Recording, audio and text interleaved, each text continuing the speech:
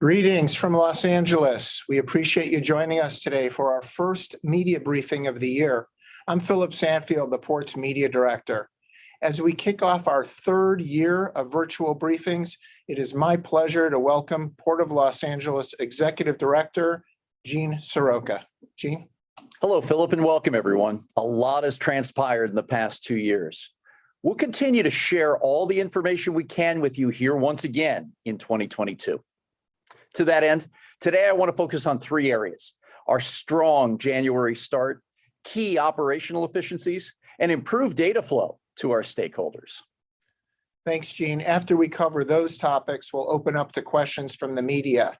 Please use the Q&A box at the bottom of your screen to submit questions, and remember to include your name and affiliation. So let's start with the January cargo numbers, which we just closed the books on. Philip, I'm very pleased to share that we're off to a strong start in 2022. In fact, the overall volume of more than 865,000 20-foot equivalent units represents the best January in the port's 115-year history. We improved by a little more than 3.5% over last year, and we also eclipsed our January 2019 record of 852,000 container units when cargo owners were trying to get ahead of the tariff deadlines set by the previous administration.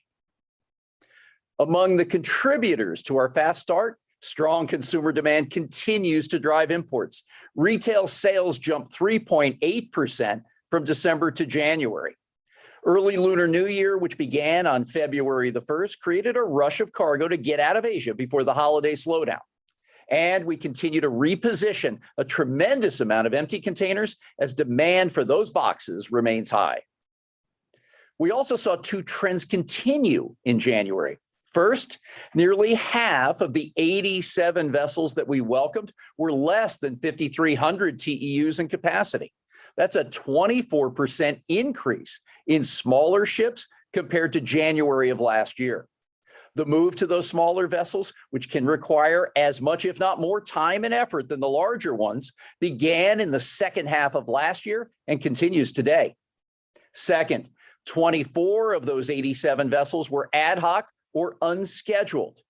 So what's been added into the mix is a combination of smaller ships that have been not part of our traditional weekly services. Thanks, Gene. Can you break down the January import, export, and empty data and what those numbers indicate?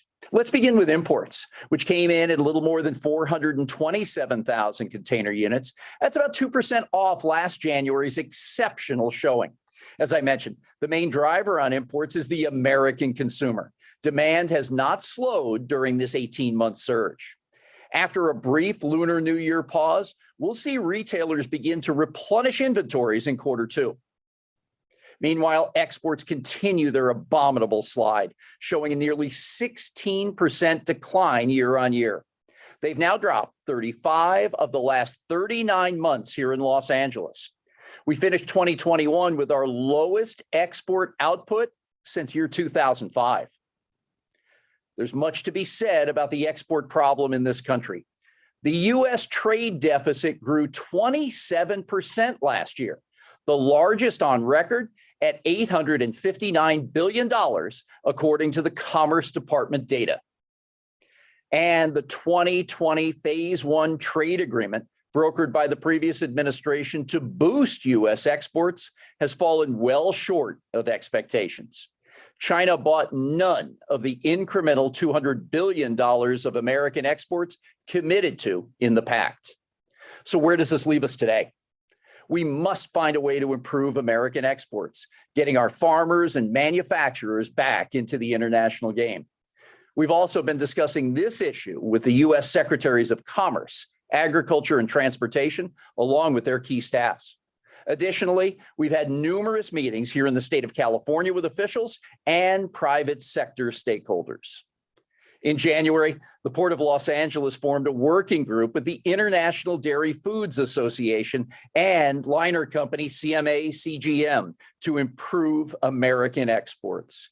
We're exploring ways to aggregate and streamline those exports, take advantage of rail availability, and looking at terminals for fast lane concepts for vital dairy and agricultural products. There are no easy answers, but the Port of Los Angeles is at the forefront of collaborating on all levels to explore innovative solutions to the U.S. export issue. The push to get empties repositioned back to Asia continues. In Los Angeles, we processed 338,000 plus empties in January. That's a 21% increase over last year. Here's the telling slide. Look at the difference between loaded exports and empties over the past 3 years here in Los Angeles. The gap between the two continues to widen. In January, for every loaded export leaving Los Angeles, nearly 3.5 empty containers went along for the ride as well. Back in early December, we saw more than 90,000 empty containers on our docks and near dock yards. Today, that number has dropped by about a third to 64,000 units. So we've seen significant improvement in recent weeks. Our December 30th announcement to launch an empty container dwell fee seems to have spurred some interest in clearing these boxes off our docks. The news generated robust discussion and action among stakeholders about how to manage empty container flow. We continue to meet several times a week on this topic as part of ongoing stakeholder talks with Port Envoy John Picari. This issue has moved front and center. We're monitoring our empty counts daily, and we're looking for even more progress in this area. All of this data and more is available at the website portoflosangeles.org/dashboard, and also pushed out on our social media channels every day. Thank you, Gene. Now let's switch to operational efficiencies. We're seeing both positive trends and areas that need attention. Can you highlight what those are on both fronts? That's right, Philip. Let's start with key data that's improving today. We stand at 69 container ships traversing the Pacific on their way to the San Pedro Bay ports. That's down from a high of 109 and the lowest number of vessels since October. Those 69 ships represent just about 2 weeks worth of work here in the Twin Port complex. Key factors for the reduction in vessel queue include Lunar New Year. As we've discussed for some time, Asia manufacturing has slowed for the holiday, and we've seen fewer ships headed our way over the past couple of weeks. Truckers, warehouse, and dock workers who were out recently due to the Omicron variant are starting to come back on the job in greater numbers. And we've got improved maneuverability on our terminal tarmacs with all of the cargo we've been moving off the docks. We've had great success in clearing import containers, both new and aging. As you know, the container dwell fee that was announced on October 25th has been a key motivator, even though we've not collected a dollar on that fine.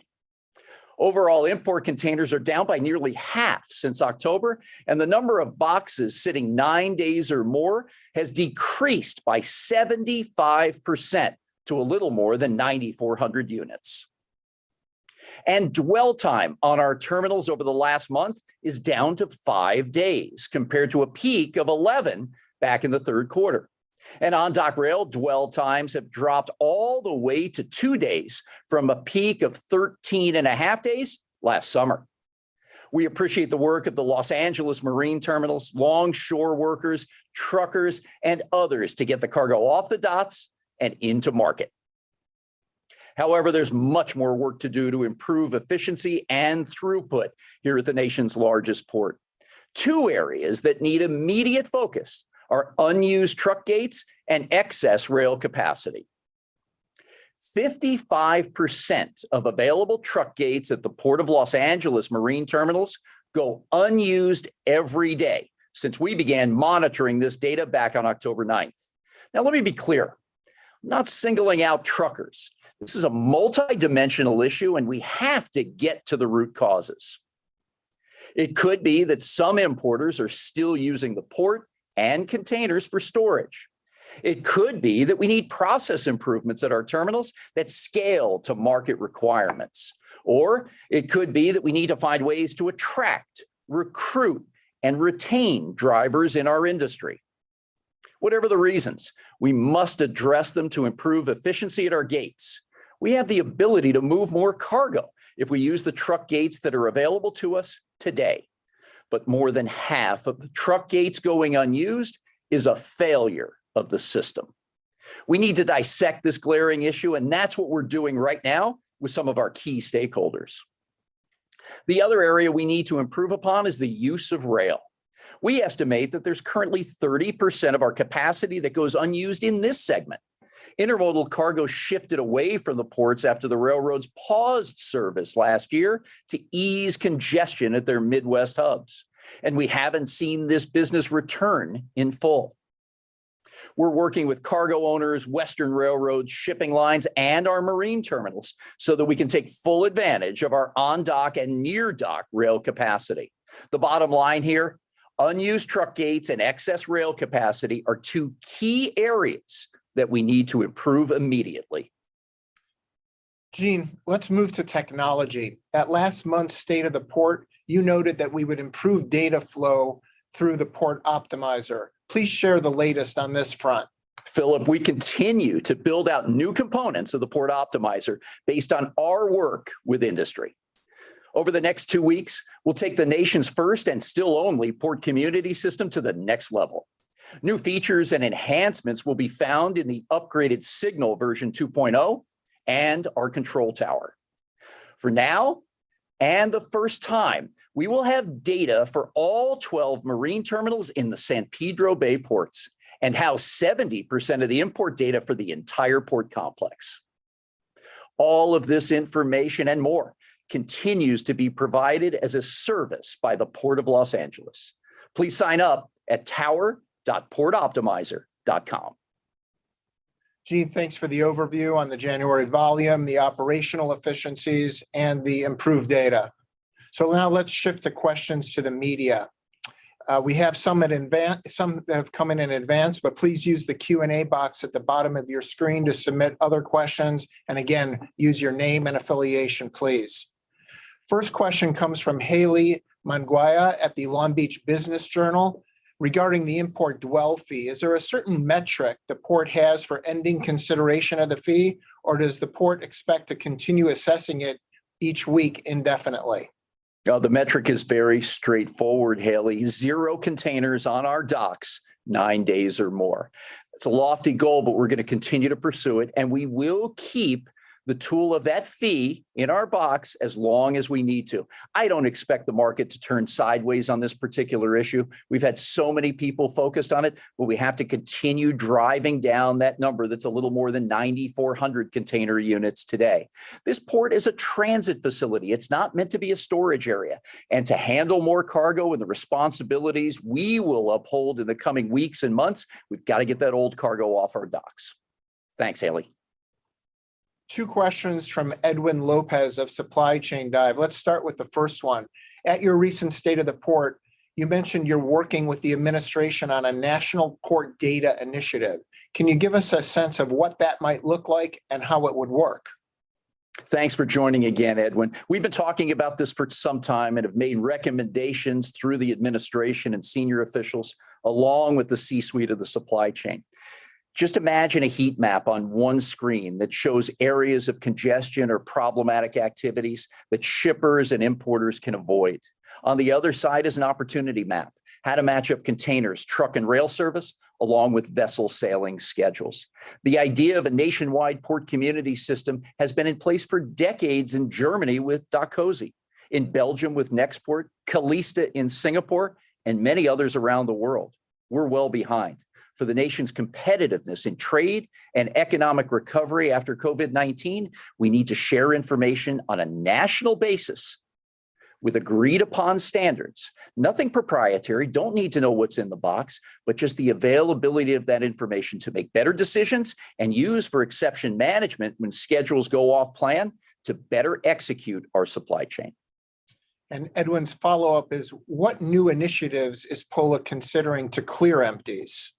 Well, we're doing a pretty good job so far, but that work is not done, Edwin. We've gone from a high of 90,000 empties on our docks back on December 3rd to a little more than 64,000 as reported by Mike DiBernardo this morning in his daily operations report. At the same time, we're encouraging our shipping lines to take more export cargo. While we've doubled the amount of dairy products we've moved through the Port of Los Angeles over the last 2 years, the members of the International Dairy Foods Association tell me they've got even more cargo ready in their warehouses to load and sell to their customers overseas. We've got to answer the call to the American exporter as quickly as we can, and we've got to profile every ship that leaves the port fully with exports and empties, not leaving a slot behind. Thanks, Edwin.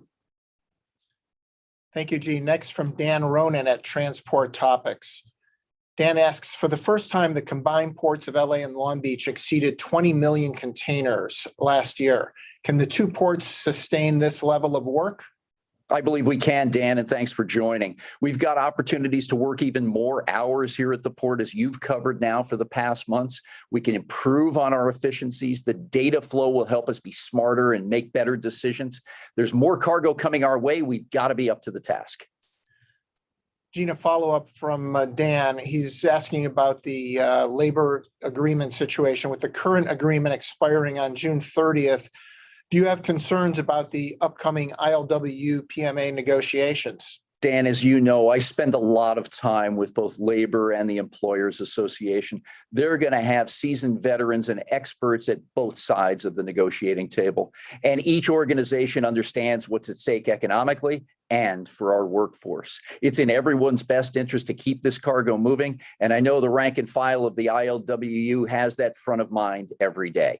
We'll continue to keep everyone updated as events warrant. Thank you. A reminder to the media to feel free to ask some in the chat box. We've got 3 or 4 more here, but if you've got any, please submit in the chat box and remember your name and media affiliation. Next is from Eric Watkins. He was asking about forecasting for 2022, kind of volumes we'll see and peaks. Will the cargo owners be bringing in year-end holiday goods early again this year? Thanks, Eric. Good to hear from you. As we've described before, an early Lunar New Year saw a rush of cargo coming out of Asia, which is landing now this 3rd and 4th week of February. Then we're going to move into Q2, which will be highlighted by retailers trying to replenish their inventory levels. The inventory sales ratio in the United States is the lowest it's been since 2011. Most of our retailers, big and small, have been just simply trying to keep up with our demand as American consumers. So that focus in what we normally call our slack season will be very important. If we hit the mark on both of those, we're going to pivot into a more than early peak season this summertime, probably late June, early July. Those savvy American retailers who pulled forward their orders last year showed great success as retail sales during the holiday season rose by 8.5%, and sales for the full year were a record for the United States. So we'll continue to see folks working together collaboratively and understanding how we got to make up ground now and be prepared to scale for that summer peak, combined with seasonal products like back to school, fall fashion, and others. Thanks, Eric. The next set of questions come from Bill Mongaluzzo at the Journal of Commerce. Let's take them one at a time. They're the same topic, which is the vessel queue system. Is it having an impact on reducing port congestion and emissions? Oh, it sure is, Bill, and thanks for joining today. When we saw those number of ships right outside our breakwater causing pollution to our local houses and residents, we had some very, very difficult discussions and tried to figure out what we could do best to reduce those emissions, although a snapshot in time realistically during this pandemic. And that's where industry stepped up to design this new queuing system with the work of both the PMA and the PMSA, along with our Marine Exchange. We now don't see those ships close to our docks, which means less pollution in our neighborhoods. We were also very worried for the safety and security of our crews. With high wind events and other weather-related events during the wintertime, you started to see those ships rocking in the ocean, and they were a little bit too close together for much of our comfort. Pushing them back out and away from each other also gave us an understanding that crew safety was front of mind every day. There's more work to be done. We're charting this from the time vessels leave Asia and making sure this data and information is out there for everyone to see. Thanks, Bill. Bill's follow-up on the queuing system is it still the case that when a vessel leaves Asia, the vessel operator receives a berthing time so the ship arrives and can proceed directly to berth in LA or Long Beach? That's the plan. It's a port call optimization program that's in place, trying to line up that specific vessel with the berthing window like we normally had back pre-surge. Ships have a specific time that they're to enter that terminal, get tied down, and have labor go to work, and a time to go out back to Asia. We've been off schedule now for the better part of 2 years. Part of what we're trying to do is get the certainty back in both the international and domestic supply chains. This is a good start. Gene, the next question is from Obey Manite at the Financial Times, and he's following up on your comments regarding the Lunar New Year. Has the Lunar New Year this year reduced congestion at the port, and how does it compare this Lunar New Year to previous years? Thanks for joining, Obey. We've been talking about reducing congestion at our port and other key nodes of the supply chain for many months now in this particular snapshot of time. We've seen a reduction of cargo that's idling on our docks. The speed by which it's moving across and out to the marketplace is getting better as the days and weeks continue to move forward.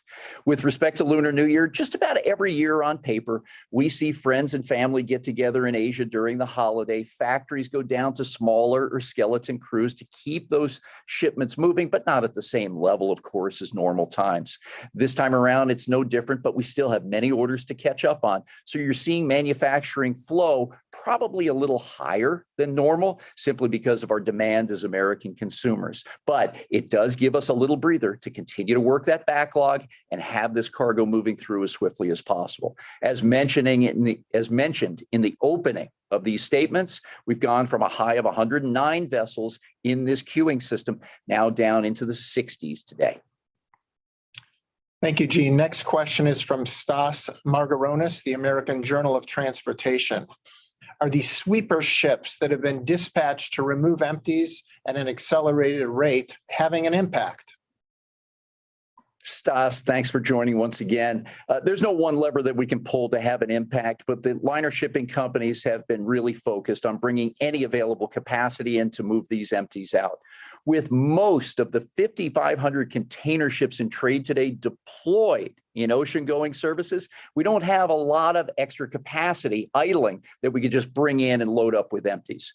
But couple things that we're doing, as mentioned earlier. Number one, profile these vessels to the highest level that you can with exports and empties. Keep a focus on moving these empties from near dock facilities for work against the vessels every evening. And let's make sure that if we do have ships that can make a right-hand turn, come in here, call and pick up a few thousand empty containers, head back to Asia, that's also been working. To date, those promissory commitments have yielded about 107,000 TEUs of extra and special sweepers to bring out empties. At the same time, I'm really encouraged by several companies putting into place equipment interchange agreements. These have been around for decades in the industry, but having a shipping company bring someone else's empty container back to Asia for sorting at origin ports is also helping our situation as well. As I said, there's much more work to do on the ground, but going from 90,000+ empty units idling here to 64 this morning, we need to be in the neighborhood of about 50,000 empties on any given day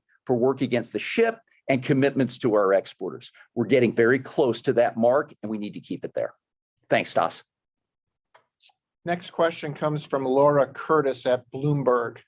How likely is it that we'll see backlogs clear ahead of the peak season in June or July? And are you seeing retailers push to get more goods in now? Well, the definition of backlog has different meanings across the supply chain. We still see our 2 billion square foot of warehousing from the shores of the Pacific out to the desert region of Southern California very full. We need warehouse workers to move all of that cargo. We've got about 8,000 to 10,000 job openings right now in that sector alone. In order to move cargo, you got to get it off the docks. We still have 9,400 plus containers that have been sitting here 9 days or more. We're going to continue to take action to encourage our importers to move that product off and get it into the domestic supply chain. The backlog of ships, as some have called it, depends again on what you mean. 69 ships coming across the Pacific is a little more than we would have with traditional services, but there's a lot more cargo coming in than normal because of this strong and persistent consumer demand. We make up 70% of the nation's GDP, so I am not advocating that we slow down one iota on our imports. We've just got to find ways to continue to streamline the cargo flow. With 55% of our truck gates unused every day and 30% excess rail capacity, we have room to move even more cargo than ever before. Thank you, Gene. Next question comes from Paul Berger at the Wall Street Journal. January loaded imports across the port complex are very strong. How do you account for the port's ability to process such a large volume of boxes after having struggled in November and December? Well, Paul, according to our own Aveen Sharma, who looks into this data mining with the Port Optimizer every day and evening, we've moved more cargo out of the port over the last 30 days than ever in recorded history. The ability for the skilled labor of the longshore men and women, the marine clerks and forepersons to get this cargo processed is better than ever. We'll continue to rise to the challenge, finding efficiencies, working with our partners to do our level best as this cargo continues to come through. Paul, I'll remind you, back in 2002, we were moving about 7 million container units through this port, and there were times when it was pretty congested. Just before the recession, we were at about 8 million container units, and we were locked down. Then the recession hit, and it took us 10 years to build that cargo volume back up to pre-recessionary levels. In 14 and 15, we started to crack the 9 million TEU mark and had to work through some growing pains. Now we're about to approach 11 million TEUs at the Port of LA. And while things got a little bit snarled up, we've seen ways to improve, both digitally as well as with our processes and doing things a little bit different than we've done in the past. The ability to move more cargo is right in front of us. With these capacity issues that I've mentioned, everybody's pulling in the same direction to solve for how we can create more product movement. And it really does rely on that American importer. We cannot have cargo sit here for elongated periods of time. Get it off the property. What you do with it in the domestic market is your responsibility. We cannot have an environment where we're holding on to containers 15, 30, 40 days in some cases, if not more. That's got to be worked out. We're in contracting season right now between the liner shipping companies and importers. And I know that there will be some very, very difficult discussions around container free time. Thanks, Paul. Appreciate you joining as always. Next question comes from David with S&P Global Platts. He asked, do you expect vessel queues or dwells to increase in March and beyond as imports rebound? Well, rebound from a traditional holiday. Quarter two, more commonly, is known as our slack season in the Trans-Pacific trade. But as I've mentioned, retailers continue to tell us that they're going to focus that time in quarter two on replenishing these inventory levels. And that gives us a chance to keep this caravan of cargo moving, which is so important to the U.S. economy. Here in Southern California, 1 in 9 jobs is dependent on this port complex. That's 1 million paychecks every week. Nationwide, it's 1 in 52 jobs. And the cargo that traverses our port in Los Angeles reaches each and every one of our nation's 435 congressional districts. As you've undoubtedly seen, this is a conversation of national significance. We're going to keep moving, keep bringing the cargo here. We'll find a way to get it to market. Gene, the next question comes from Helen Atkinson. She's with Supply Chain Brain. She asks about the 24/7 operations. Did the Port of Los Angeles run 24/7 since it was announced as a possibility? And is it possible to do so in the future? Helen, it's absolutely a possibility. And thanks for joining us today as well. We said back on October 13th with the president's announcement in Washington that we would be open for business 24 hours a day, 7 days a week. But Helen, we've had very few takers. This once again takes the American importer to adjust their schedules of truck operations, pickup, warehouse duties, flow centers, fulfillment locations. All of these places have to be open in order for us to be successful with longer and continuous working hours. We will need to work more. That is very clear. As more cargo comes in, we have more opportunity to process that business by working longer hours, additional shifts. But If we can't get the retail community to come along with us, it's going to take even more time. So we're working at this every day. We're trying to fine-tune schedules and calendars, encouraging folks to use off-peak times so the truckers can move more freely on our freeways and roads, away from high periods of traffic congestion and when kids are going back and forth to school. Much more to do in this area, but I'm encouraged by the fact that it's on the table for work, and it's been in our labor contract between the ILWU and the PMA now for decades. We have the capabilities, we have the skills. Now we've got to bring this largely private sector supply chain together on scheduling. Thanks, Alan. Gene, it looks like we have a set of questions from Colin Campbell at Supply Chain Dive, and those look to be the last two here, unless anyone else uses the chat box. Colin asks first, as shipping lines adjust their ports of call this year, are you starting to see any shifts here in Los Angeles, bigger ships or more ships profiling empties? Well, as we described in our January update, Colin, we had 87 vessels come in this month, which is a pretty typical strong month for us. But we had almost half of the smaller variety. That encompasses the new entrants to the trade, the one-way charter hires by some of our retailers, as well as augmented capacity from other trade lanes by our traditional callers.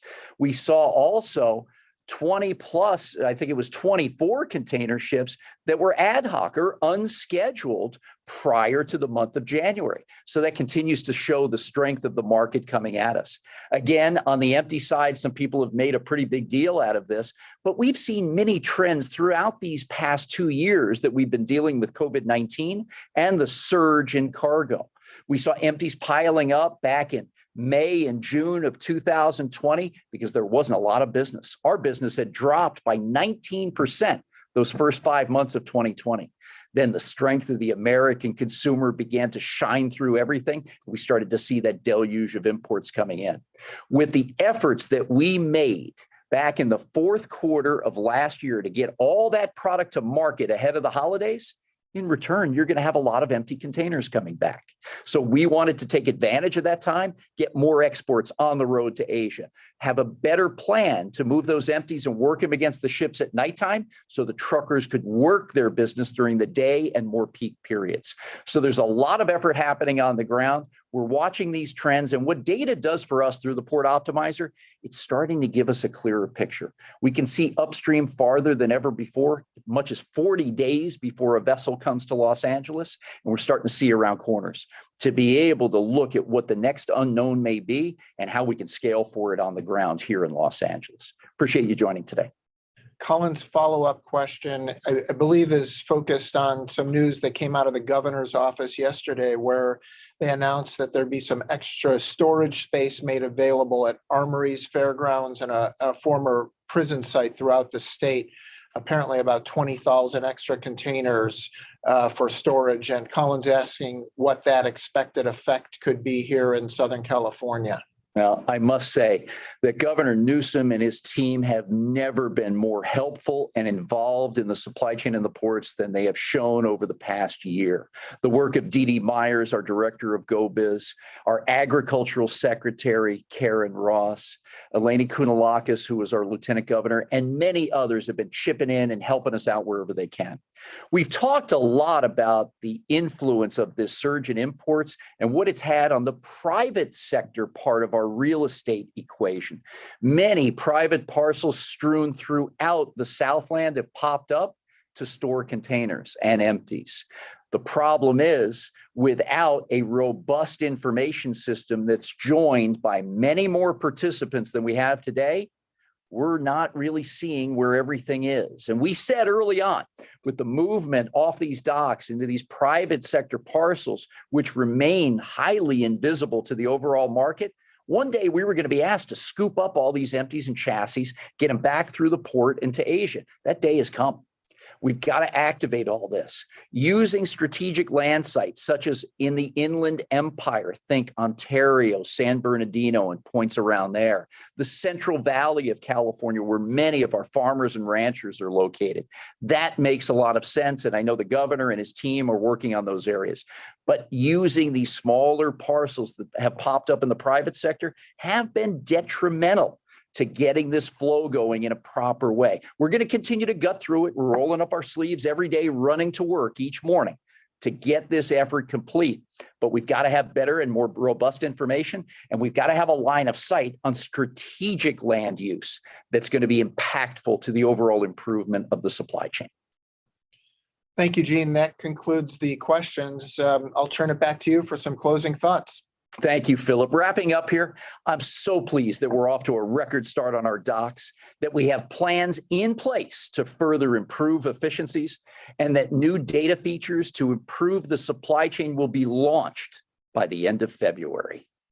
I'd also like to highlight our recent announcement about creating the first ever Trans-Pacific green shipping corridor between Los Angeles and China, one of the world's busiest cargo routes.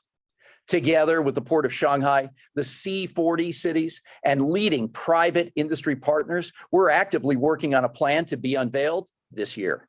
We have two goals here. One, to slash CO2 emissions over the next decade, and two, to lead the transition to zero carbon-fueled ships by the year 2030. A tall order, undoubtedly. But international collaboration to decarbonize the global supply chain is critical to improving air quality and reducing environmental impacts of seaborne trade. Reducing air emissions has been a major focus at the Port of Los Angeles for the past 2 decades. No other port community in the world is testing and investing in next generation green technologies more than right here in Los Angeles. On behalf of all of us at the Port of Los Angeles, thank you for joining today. We look forward to seeing everyone at our next virtual press conference in March. Take care, everyone.